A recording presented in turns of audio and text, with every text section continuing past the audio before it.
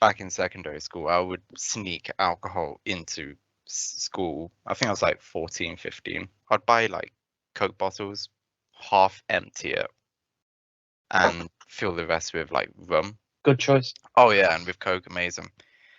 And I Mm. would get absolutely fucking destroyed at school. Oh, it was great, great lessons. Like RE, that was a mad one, bro. I trying to like understand Islam, and I'm sitting there like, yo, bro, what is going on right now? I did this for like a solid 2 months, just bringing in and getting like smashed at school. People like would take some with me, you know, like take some of my bottle, try it and everything, and it was strong. This shit was like toxic, toxically strong. I get the impression you didn't have a very good home life. You know what the funny thing is? Like, my home life's pretty calm. It's the most typical white family ever. Like my parents are all good. No one's been abused. I think through my life, I've always just tried to like do fucked up shit, basically, and be different. But there was this one particular day, and it was probably one of the most proudest days of my life. For some reason, this one particular day, I just didn't take any in. And I was like, you know, I'm not feeling it today, but I still took the Coke bottle in. During the day, I had a teacher come up to me and was like, "Oh, I need to speak to you in my office." I was like, "Oh, cool. Let's go, darling." She was like, "Oh, there's rumors going around that you're sneaking alcohol into the school." And I'm like, you know, I'm not gonna admit that. I'm gonna be like, "Don't know what you're on about, miss. I would never do such a thing." She's like, "They say the rumors are that you carry alcohol in your Coke bottle." And this is when the light switched on me. This is when I had my Doctor Who moment. I was like, a Coke bottle like this? She was like, yeah. And I opened it in front of her. I was like, sniff it, have some. That is just pure Coke. These are hedonous rumors to try and slander my good name, miss. She smelt it. It's normal Coke. She tried some, just normal Coke. Who knows? Maybe she was just trying to get blazed with me. That's also completely possible. That was when I stopped drinking at school though, because I think like I'd pushed the boat a bit too much on my liberties, and I was like, I'm straddling a tightrope here. What if one of these days they do actually just catch me with it? I could be expelled. You know what I mean? Not in the mood for that. But those were some good 2 months. Those were good 2 months. Had a lot of fun doing that. Playing badminton. Now that was not very productive. Oh no, Mr. I Bull. don't imagine. People would think I'm like, you know, need to be in another school for special needs with how I was playing that particular day. Well, because I can imagine that hand-eye coordination wasn't at its Went best. down the hill. Yeah. There's so much shit that I've done. Weird. I was talking with my friend. We went over to this house party, me and him once. It was back in secondary school again, and it was the maddest house party ever. Like, you know, sex and all that kind of shit. And it was in the evening. Everyone had kind of gone, but my friend was still upstairs with his girl. And I was chilling downstairs. I was like, I'm ready to go home, but I was chilling. I was just watching the rugby because big rugby fan. So I'm just chilling there, and I hear someone coming down the stairs. I'm like, oh yeah, Keith's done. Time to go home. His missus walks right in front of me, de-dressed completely, head to toe, stands in front of me, and she was like, "Do you want to come upstairs with me right now and have sex?" And I look at her, and you know, I'm not that kind of person. I am now. That I'd have jumped on that opportunity, but back then I was like, no, I'm good. I'm good. This is when I was still, you know, V and everything. I was still Virgin Media. And so I was like, no, not really how I'm imagining my first ever time, to be honest. What happened after that? She just Did it stands in just- front of me because we were all wasted completely. So maybe that was the thing behind it.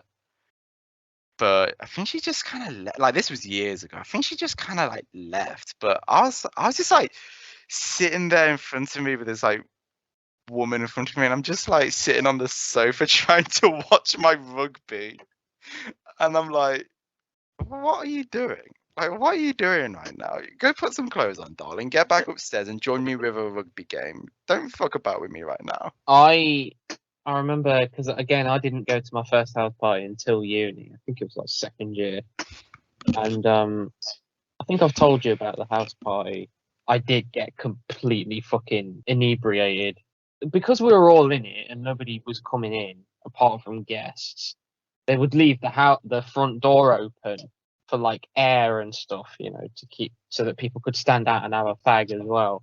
And I think I'd texted Dad, and then I'm in the cellar of the it had a cellar, by the way. It had a That basement. is so cool.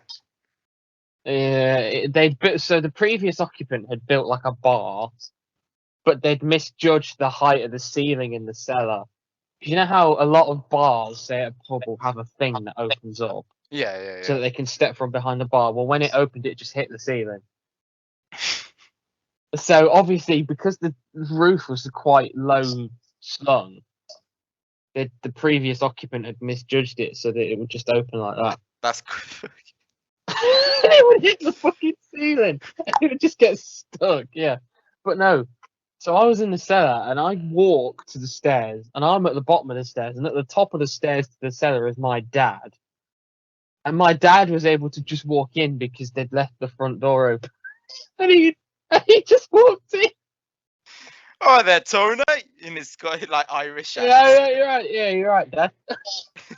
I've only been to a couple of house parties. There's times where I've gotten quite tipsy on the way back from a night out, but I've only been properly drunk twice.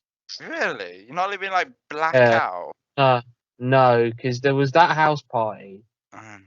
and then the last year or so, my cousin had a party at hers for a birthday, and she had her friends over, and I just got completely fucking wasted. And what was funny was when I got home, and I was sat on the toilet, I fell asleep, fell off the toilet, and I'd headbutted either like the rad or the floor because the next day I had like a big fucking bruise on my forehead.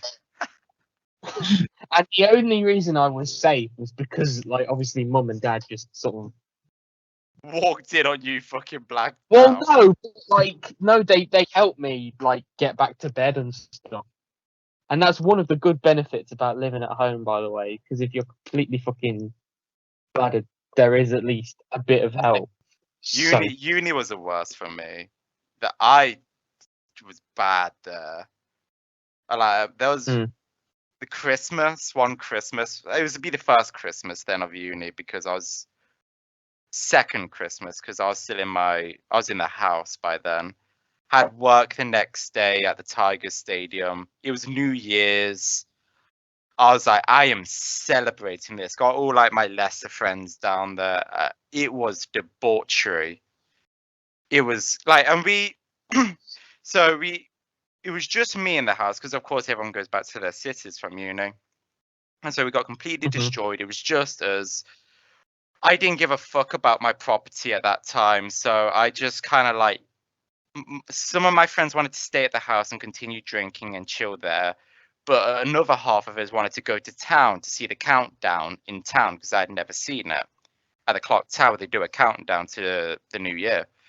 So I wanted to go there. So I was like, I just left the house with them, left my keys. I was like, you guys look after the house, set it on fire if you want. I don't care. I want to see this countdown. So half of us walked to town and it was like such a vibe, man. Everyone was there. Everyone was smashed. I was catatonic. We saw the countdown. Fucking. And then, it's like, it's time to go back to my place and continue drinking. So we walked through like the club part of Leicester, picked up some more drinks there for the walk back, got back to mine, continued drinking. I passed out on the doorstep of the outside of my house and the inside, just laying there like I had literally been shot. Throwing up, apparently. I don't remember this. I just remember people legit having to carry me. A lot of my drunk stories just end with people carrying me. But I got carried back into the main room, and they were like, Yeah. "Oh, Bradley, they're sick down here," and I'm like, "Oh, what?" You know what I mean? And so, the times went on. I came a bit more controlled, but I was still like spinning around in circles in my head. I was, and so it came to the point where it's like time for people to go home. Some people actually did go home, and then the others were like, "I'm just too gone right now to make my way home. Can we stay here?" I was like, "Bruh, of course you can." And I'm such a gracious host. Get this right. I gave my friend that I've been friends with the longest, we're not friends now, I gave him my bed, my big ass king size comfy bed. I should have just slept with him, to be honest. I don't know why I was so anal about it, but I went and slept in the living room with two other friends. Mhm. Now, this is the dead of winter, and Yeah. halfway through the night, my electric goes. And like corner shops aren't open because we had a USB that you had to top up to get electric and gas. Mhm. They weren't open. So it became so goddamn cold and there was no covering, there was no blankets, we were just sleeping in our clothes that we got like this bits of the sofa and put them on top of us as like covering to keep each other warm. And let's just say didn't have a great night's sleep. Got up at like 6 in the morning for Oh, like God. because we were all just not sleeping. We were like, let's go Subway, let's go Subway, and we all walked to Subway. We had food in the morning, and then it was like, I need to get ready for work, bro. And I had work at like 8, and I used to remember going work, and it's something very unfortunate about being that smashed the previous night and then having to serve alcohol to people that is really off-putting. So I was like pouring beers upon beers the entire day, and I was like, I'm so close to throwing up in someone's like cup right now. It's so gross. I just if I'm getting drunk, I'm going all the way.